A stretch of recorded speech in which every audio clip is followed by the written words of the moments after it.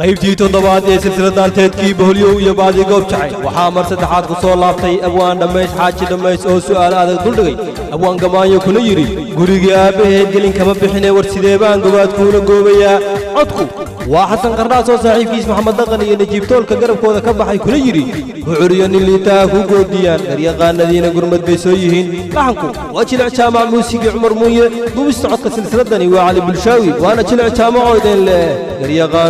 garyaqaanow garan weynaya gobaad waatee ka bax